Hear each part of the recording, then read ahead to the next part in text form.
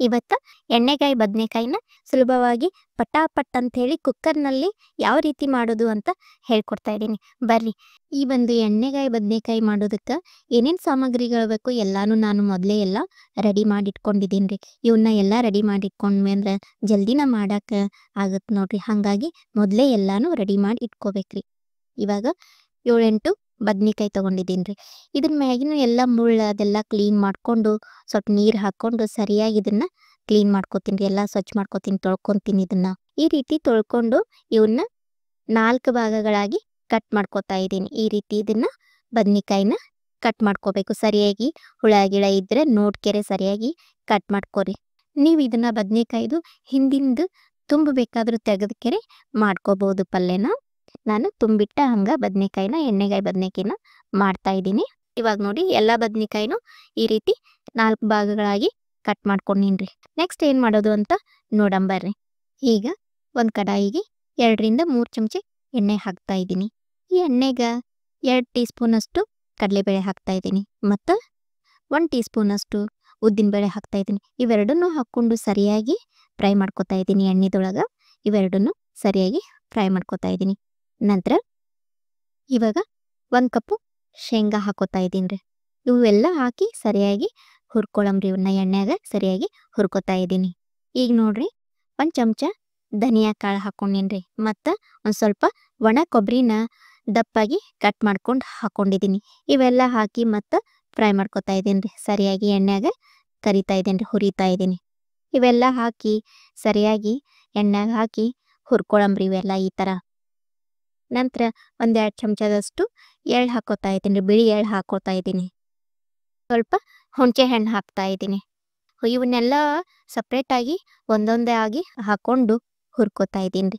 ಯಾಕಂತಂದ್ರೆ ಎಲ್ಲನೂ ಒಮ್ಮೆ ಹಾಕೋದ್ರಿಂದ ಒಂದೊಂದು ಜಲ್ದಿನ ಹುರಿತಾವು, ಒಂದೊಂದು ಲೇಟಾಗಿ ಹುರಿತಾವೆ. ಹಾಗಾಗಿ ಒಂದೊಂದು ಸಪ್ರೇಟಾಗಿ ಸ್ವಲ್ಪ ಸ್ವಲ್ಪ ಹೊತ್ತು ಬಿಟ್ಟು ಎಲ್ಲನೂ ಹುರ್ಕೋತಾ ಇದ್ದೀನಿ. ನಂತರ 4 ಲವಂಗ ಮತ್ತು ಒಂದು ಸ್ವಲ್ಪ ಚಕ್ಕೆ ಹಾಕ್ಕೊಂಡು ಅದು ಕೂಡ ಸ್ವಲ್ಪ ಫ್ರೈ ಮಾಡ್ಕೊತಾ ಇದ್ದೀನಿ ರೀ. ಈ ರೀತಿ ಫ್ರೈ ಮಾಡಿಕೊಂಡು ಸ್ಟವ್ ಆಫ್ ಮಾಡಿ ಸ್ವಲ್ಪ ಇದೆಲ್ಲ ತಣ್ಣಗಾಗಕ್ಕೆ ಇಡ್ತಾ ಇದ್ದೀನಿ ರೀ.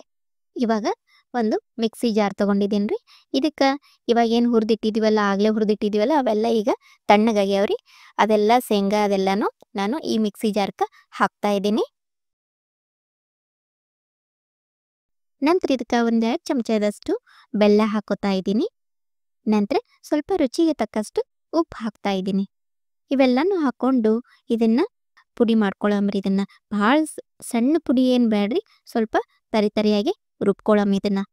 ಇವಾಗ ನೋಡಿ ಈ ರೀತಿ ಪುಡಿ ಮಾಡಿಕೊಂಡ್ರೆ ಸಾಕ್ರಿ. ತೀರಾ ಸಣ್ಣ ಆಯಿತು ಅಂತಂದರೆ ಅಷ್ಟು ರುಚಿ ಅನ್ಸಲ್ಲ ಪಲ್ಯಕ್ಕೆ. ಹಾಗಾಗಿ ಈ ಥರ ಪುಡಿ ಮಾಡ್ಕೋಬೇಕು. ಇದನ್ನು ನಾನು ಒಂದು ಬೌಲ್ಗೆ ಹಾಕ್ತಾ ಇದ್ದೀನಿ. ಅಷ್ಟು ಎಲ್ಲ ಪುಡಿನ ಒಂದು ಬೌಲ್ಗೆ ಹಾಕೋತಾ ಇದ್ದೀನಿ. ಇವಾಗ ಇದಕ್ಕೆ 1-2 ಚಮಚದಷ್ಟು ಅಚ್ಕಾರದ ಪುಡಿ ಹಾಕೋತಾ ಇದ್ದೀನಿ. ನಂತರ ಅರ್ಧ ಚಮಚದಷ್ಟು ಅರಿಶಿನ ಪುಡಿ ಹಾಕೋತಾ ಇದ್ದೀನಿ. ಇವೆಲ್ಲನೂ ಹಾಕಿ ಸರಿಯಾಗಿ ಮಿಕ್ಸ್ ಮಾಡ್ಕೋತಾ ಇದ್ದೀನಿ. ಇವೆಲ್ಲ ಹಾಕಿ ಸರಿಯಾಗಿ ಒಂದ್ಸಲ ಕಲಿಸ್ಕೊತಾ ಇದ್ದೀನಿ ಎಲ್ಲನೂ. ಈಗ 1-2 ಚಮಚದಷ್ಟು ನೀರು ಹಾಕ್ಕೊಂಡು ಈ ರೀತಿ ಉಂಡೆ ಕಟ್ಟೋ ಥರ ಈ ರೀತಿ ಪುಡಿನ ಕಲಿಸ್ಕೊತಾ ಇದ್ದೀನಿ. ಇದನ್ನು ತಿಳಿ ಮಾಡಿಕೊಂಡ್ರೆ ಈ ಬದ್ನಿಕಾಯಿದೊಳಗೆ ತುಂಬಕ್ಕೆ ಭಾಳ ಸರಿಯಾಗಿ ಆಗಲ್ಲ ಅಂಥೇಳಿ ನಾನೇನು ಮಾಡಿದ್ದೀನಿ, ಈ ರೀತಿ ಗಟ್ಟಿಯಾಗಿ ಕಲಿಸ್ಕೊಂಡಿದ್ದೀನಿ ರೀ. ಈಗ ಅದೇ ಕಡಾಯಿಗೆ ನಾನು ಕಟ್ ಮಾಡಿಟ್ಟಿದ್ವಲ್ರಿ, ಆಗಲೇ ಕಟ್ ಮಾಡಿಟ್ಟಿದ್ವಲ್ಲ ಅದೇ ಬದ್ನಿಕಾಯಿನ ಈ ಕಡಾಯಿಗೆ ಹಾಕ್ತಾ ಇದ್ದೀನಿ. ಇದನ್ನು ಹಾಕ್ಕೊಂಡು ಸ್ವಲ್ಪ ನೀರಾಗಿ ನೆನಿಟ್ಟಿದ್ನಲ್ರಿ, ಹಾಗಾಗಿ ಸ್ವಲ್ಪ ನೀರಿನ ಅಂಶ ಹೋಗಲಿ ಅಂಥೇಳಿ ಸ್ವಲ್ಪ ಕೈ ಆಡಿಸ್ಕೊತಾ ಇದ್ದೀನಿ ರೀ, ಫ್ರೈ ಮಾಡ್ಕೊತಾ ಇದ್ದೀನಿ. ನಂತರ ಇದಕ್ಕೆ 2-3 ಚಮಚದಷ್ಟು ಎಣ್ಣೆ ಹಾಕ್ಕೊಂಡು ಇದನ್ನು ಕಪ್ಪಾಗುತ್ತನ್ನ ಚೆಂದಾಗಿ ಎಲ್ಲ ಬದ್ನಿಕಾಯಿನೂ ಹುರ್ಕೋತೀನಿ ರೀ. ಈಗ ಎಣ್ಣೆದೊಳಗೆ ಇದನ್ನು ಸರಿಯಾಗಿ ಫ್ರೈ ಮಾಡ್ಕೋಬೇಕ್ರಿ. ಈ ರೀತಿ ಫ್ರೈ ಮಾಡೋದ್ರಿಂದ ಬದ್ನಿಕಾಯಿ ಜಲ್ದಿನ ಮೆತ್ತಗಾಗ್ತಾವೆ ಮತ್ತು ಟೇಸ್ಟ್ನ ಚೆನ್ನಾಗಿರ್ತದ ಅಂಥೇಳಿ ಈ ರೀತಿ ಫ್ರೈ ಮಾಡಿಕೊಂಡು ಎಣ್ಣೆಗಾಯಿ ಬದನೆಕಾಯಿ ಪಲ್ಯನ ಮಾಡ್ತಾ ಇದ್ದೀನಿ. ಇವು ಸ್ವಲ್ಪ ತಣ್ಣಗಾಗಿಂದ ಇದಕ್ಕೆ ಅದೇನು ಶೇಂಗಾದ ಪುಡಿನ ಮಾಡಿಟ್ಟಿದ್ವಲ್ರಿ, ಅದನ್ನು ಈ ಬದ್ನಿಕಾಯಿದೊಳಗೆ ತುಂಬ್ಕೊಳಮ್ರಿ. ಬರ್ರಿ, ಈಗ ಬದ್ನಿಕಾಯಿ ಸ್ವಲ್ಪ ತಣ್ಣಗಾಗ್ಯಾವು.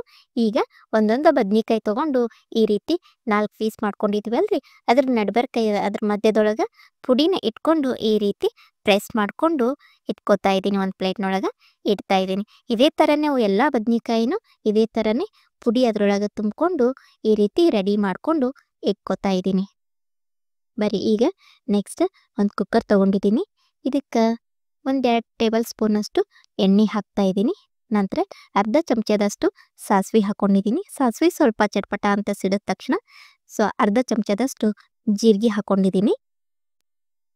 ಜೀರಿಗೆನೂ ಫ್ರೈ ಆಗ್ಯಾವ್ರಿ. ನಂತರ 1-2 ಉಳ್ಳಾಗಡ್ಡಿ ತೊಗೊಂಡಿದ್ದೀನಿ. ಅವನ್ನ ದಪ್ಪಾಗಿ ಉದ್ದಾಗಿ ಕಟ್ ಮಾಡ್ಕೊಂಡು ಇಟ್ಕೊಂಡಿದ್ದೆ. ಉಳ್ಳಾಗಡ್ಡಿನ ಹಾಕ್ಕೊಂಡಿದ್ದೀನಿ. ನಂತರ 1 ಟೊಮೆಟೊನ ಹಾಕ್ತಾ ಇದ್ದೀನಿ. ಇವಾಗ ಸ್ವಲ್ಪ ಕರಿಬೇವು ಹಾಕ್ಕೊಂಡು ಇವನ್ನೆಲ್ಲ ಸರಿಯಾಗಿ ಮಿಕ್ಸ್ ಮಾಡ್ಕೊತಾ ಇದ್ದೀನಿ ರೀ. ಉಳ್ಳಾಗಡ್ಡಿ ಅದೆಲ್ಲ ಒಂದು ಸ್ವಲ್ಪ ಮೆತ್ತಗಾದು ಅಂತಂದ್ರೆ ರುಚಿ ಆಗ್ತದಂಥೇಳಿ ಎಲ್ಲನೂ ಫ್ರೈ ಮಾಡ್ಕೊತಾ ಇದ್ದೀನಿ. ಈಗ 1-2 ಚಿಟಿಕೆಯಷ್ಟು ಅರಿಶಿನ ಪುಡಿ ಹಾಕ್ತಾ ಇದ್ದೀನಿ. ಸ್ವಲ್ಪ ಉಪ್ಪು ಹಾಕ್ಕೊಂಡು ಇವನ್ನ ಸರಿಯಾಗಿ ಫ್ರೈ ಮಾಡ್ಕೊತಾ ಇದ್ದೀನಿ. ಉಪ್ಪು ಹಾಕೋದ್ರಿಂದ ಸ್ವಲ್ಪ ಟೊಮೆಟೊ ಅದು ಬೇಗನೆ ಕುದಿತಾವಂಥೇಳಿ ಜಲ್ದಿನ ಕುದಿತಾವಂಥೇಳಿ ಸ್ವಲ್ಪ ಉಪ್ಪು ಹಾಕ್ಕೊಂಡಿದ್ದೀನಿ ರೀ. ನಂತರ ಆಗ್ಲೇನು ಶೇಂಗಾದ ಪುಡಿ ಏನು ಮಾಡಿ ಇಟ್ಕೊಂಡಿದ್ವಲ್ಲ, ಈಗ ಎಲ್ಲ ಬದ್ನಿಕಾಯ್ದಾಗೂ ಶೇಂಗಾದ ಪುಡಿ ತುಂಬಿ ಉಳಿದಿರುವಂಥ ಎಲ್ಲ ಪುಡಿನ ಈ ಒಂದು ಉಳ್ಳಾಗಡ್ಡಿ ಜೊತೆಗೆ ಹಾಕ್ತಾ ಇದ್ದೀನಿ ರೀ. ಇದನ್ನು ಹಾಕಿ ಸರಿಯಾಗಿ ಒಂದು ಸ್ವಲ್ಪ ಮಿಕ್ಸ್ ಮಾಡಿಕೊಂಡು ನಂತರ ಎಷ್ಟು ಬೇಕಷ್ಟು ಸ್ವಲ್ಪ ನೀರು ಹಾಕ್ಕೊಂಡಿದ್ದೀನಿ. ನೀರು ಹಾಕ್ಕೊಂಡು ಸರಿಯಾಗಿ ಇದನ್ನು ಮಿಕ್ಸ್ ಮಾಡ್ಕೋಬೇಕು. ಈ ರೀತಿ ಎಲ್ಲನೂ ಸರಿಯಾಗಿ ಮಿಕ್ಸ್ ಮಾಡ್ಕೋತಾ ಇದ್ದೀನಿ. ನಿಮ್ಗೆ ಎಷ್ಟು ಬೇಕೋ ಅಷ್ಟು ಇದಕ್ಕೆ ಪಲ್ಯಕ್ಕೆ ನಿಮ್ಗೆ ತಿಳಿಬೇಕು ಅಂತಂದ್ರೆ ಸ್ವಲ್ಪ ಜಾಸ್ತಿ ನೀರು ಹಾಕ್ಕೊಂಡು ಇದನ್ನು ಮಿಕ್ಸ್ ಮಾಡ್ಕೊರಿ. ನಿಮ್ಗೆ ಎಷ್ಟು ಬೇಕೋ ಅಷ್ಟು ನೀರು ಹಾಕ್ಕೊಂಡು ಈ ರೀತಿ ಇದನ್ನು ಗ್ರೇವಿನ ರೆಡಿ ಮಾಡ್ಕೊರಿ. ನಂತರ ಸ್ವಲ್ಪ ಕೊತ್ತಂಬರಿ ಮತ್ತು ಸ್ವಲ್ಪ ಕರಿಬೇವನ್ನ ಹಾಕ್ಕೊಂಡಿದ್ದೀನಿ. ಇದನ್ನು ಹಾಕಿದ್ರೆ ಸರಿಯಾಗಿ ಒಂದ್ಸಲ ಮಿಕ್ಸ್ ಮಾಡ್ಕೊಳಮ್ರಿ. ಇವಾಗ ಒಂದೊಂದು ಬದ್ನಿಕಾಯಿನ ಇದ್ರೊಳಗೆ ಹಾಕ್ತಾ ಇದ್ದೀನಿ. ಗ್ರೇವಿದೊಳಗೆ ಹಾಕ್ಕೊಳಕತ್ತೀನಿ ರೀ. ಈ ರೀತಿ ಕುಕ್ಕರ್ನಾಗ ಬದ್ನಿಕಾಯಿ ಪಲ್ಯನ ಮಾಡ್ಕೊಳ್ಳೋದ್ರಿಂದ ಜಲ್ದಿನೂ ಆಗ್ತದ್ರಿ. ಬೆಳಿಗ್ಗೆ ಟಿಫನ್ಗೆ ಅದು ಜಲ್ದಿನ ಪಲ್ಯ ರೆಡಿ ಮಾಡ್ಕೊಳಕ್ಕೆ ಬರ್ತದ್ರಿ. ಈಗ ನೋಡ್ರಿ ಎಲ್ಲ ಬದ್ನಿಕಾಯಿನೂ ಈ ಗ್ರೇವಿದೊಳಗೆ ಹಾಕ್ಕೊಂಡಿದ್ದೀನಿ. ನಂತರ ಸ್ವಲ್ಪ ಕೈಯಾಡಿಸ್ಕೊಂಡು ಇದನ್ನು ಮುಚ್ಚಿ 1 ಸೀಟಿ ಆದ್ರೆ ಸಾಕ್ರಿ. 1 ಸೀಟಿ ಆಗುತ್ತಾನ ಇದನ್ನು 1 ಸೀಟಿ ಹೊಡ್ಸಾಕತ್ತೀನಿ ರೀ. 1 ಸೀಟಿ ಆದ್ರೆ ಸಾಕ್ರಿ. ಇದು ಸರಿಯಾಗಿ ಎಲ್ಲ ಕುದ್ದಿರ್ತದ ಬದ್ನಿಕಾಯಿ ಎಲ್ಲ. ಈಗ ನೋಡ್ರಿ ಎಣ್ಣೆಗಾಯಿ ಬದ್ನಿಕಾಯಿ ರೆಡಿ ಆಯಿತು. ರುಚಿಯಾದ ಎಣ್ಣೆಗಾಯಿ ಬದ್ನಿಕಾಯಿ ಪಲ್ಯ ರೆಡಿ ಆಯಿತು. ನೀವು ಇದನ್ನು ಕಡಕ್ ರೊಟ್ಟಿ ಜೊತೆ, ಅನ್ನದ ಜೊತೆ ಮತ್ತು ಚಪಾತಿ ಜೊತೆ ಯಾವುದ್ರ ಜೊತೆ ಆದ್ರೂ ತಿನ್ನಕ್ಕೆ ರುಚಿ ಆಗ್ತದ್ರಿ. ಈ ವಿಡಿಯೋ ನಿಮ್ಗೆ ಇಷ್ಟ ಆದಲ್ಲಿ ಒಂದು ಲೈಕ್ ಮಾಡೋದನ್ನು ಮರಿಬೇಡ್ರಿ. ಮತ್ತು ನಾಳೆ ಹೊಸ ರೆಸಿಪಿಯೊಂದಿಗೆ ಭೇಟಿಯಾಗೋಣ. ನಮಸ್ಕಾರ.